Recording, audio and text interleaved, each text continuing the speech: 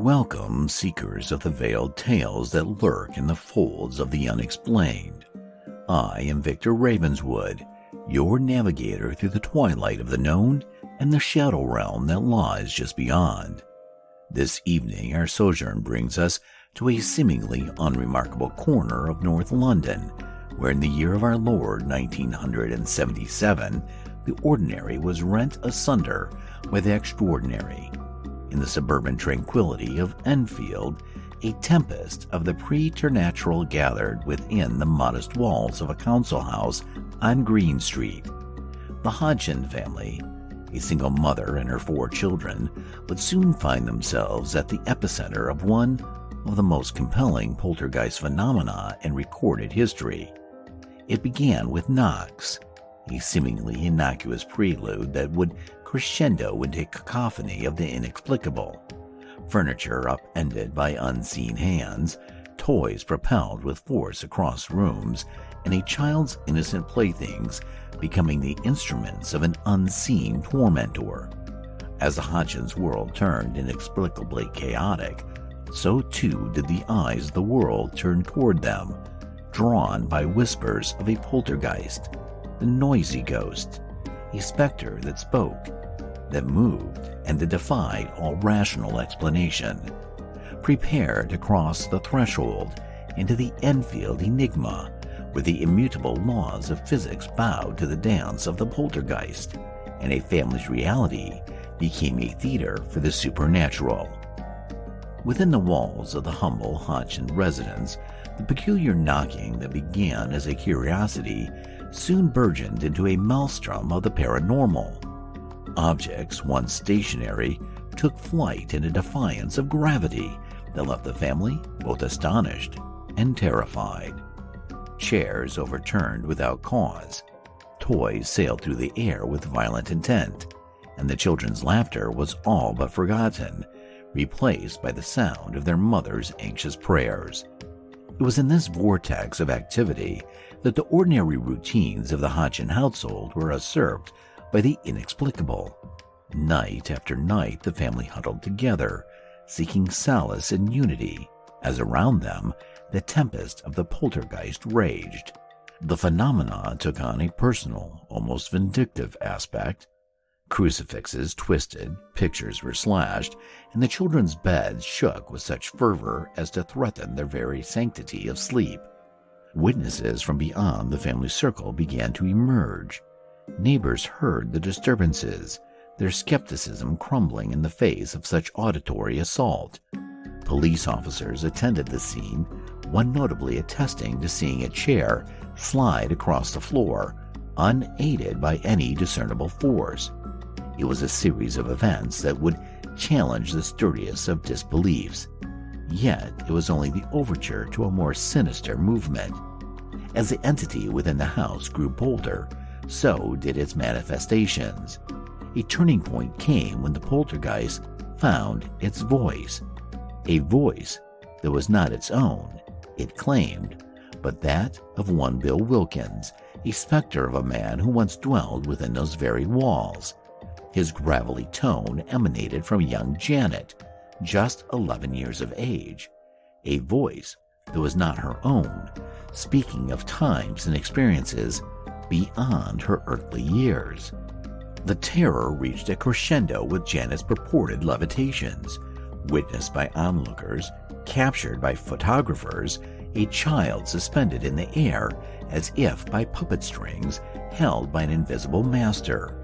This was the Enfield Poltergeist, an entity that didn't just haunt a house, but seized control of it, making the bricks and mortar a stage for its malevolent performance. As the autumn of '77 turned to the bleakness of winter, so did the disturbances in the Hodgson home turn from chilling to truly sinister. The air within those walls grew thick with the impending sense of something dreadful, something that was yet to reach its full and terrifying potential. It was amidst this electric atmosphere of fear that the poltergeist's activity reached their zenith. Janet, the young girl at the eye of the supernatural storm, became the conduit for phenomena that defied all earthly bounds. She spoke in tongues, not her own, a guttural voice that clawed at the listener's nerves, claiming to be the deceased Bill Wilkins, his voice a harbinger of the unexplained. Reports flooded in, some from outside the home. Neighbors, journalists, and even hardened investigators recounted the furniture moving of its accord, objects flying as if hurled by an angry titan, and Janet herself, levitating. Witnesses described her as being thrown across the room, her small frame a plaything to the unseen hands of the poltergeist. Onlookers stood aghast as they beheld the girl speaking in that deep, otherworldly voice, uttering words that seemed to bubble up from the well of the past. The voice spoke of death, of life beyond the veil, and of the unknowable. And then came the moment that would be etched in the annals of the paranormal, the night of the levitation. The family and a visiting photographer bore witness as Janet was lifted, as if by spectral hands, her body suspended in the air in defiance of gravity, her screams a melody to the poltergeist cacophony. This was no mere trickery of the light or sleight of hand. This was a phenomenon captured on film, a snapshot of the impossible. The Enfield Poltergeist had made its power known, and the image of a floating Janet would become the haunting emblem of this otherworldly siege. The climax of this paranormal drama had been reached, but resolution was nowhere in sight. The Hodgson family, and indeed the world, watched and waited with bated breath for the final act of the Enfield Poltergeist. In the wake of these harrowing events, as the echoes of Janet's unearthly cries faded, the world grappled with the enigma of Enfield. The once tranquil suburb had become a nexus of supernatural speculation and investigative intrigue. The poltergeist's antics had ceased as abruptly as they had commenced, leaving in their wake a trail of questions that winded through the corridors of the unknown.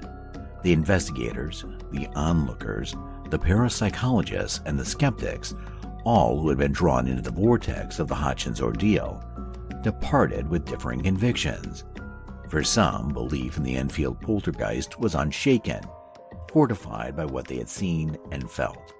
For others, doubt cast long shadows on the veracity of the phenomena, suggesting trickery and the malleability of youthful imagination. In the cold light of scrutiny, some alleged that the events were nothing more than the elaborate machinations of a child's mind, a cry for attention that spiraled into a haunting. Others staunchly defended the authenticity of the occurrences, their beliefs anchored in the inexplicable nature of what had transpired. As for the Hodgson's family, the events at Green Street would forever mark their lives. They had been touched by something unexplainable, something that, whether real or conjured, had left an indelible mark upon their very souls. The Enfield Poltergeist remains one of the most documented, most witnessed accounts of poltergeist activity in history. Yet it stands as a testament to the enigmatic human experience with the supernatural, a tale that straddles the divide between this world and the next.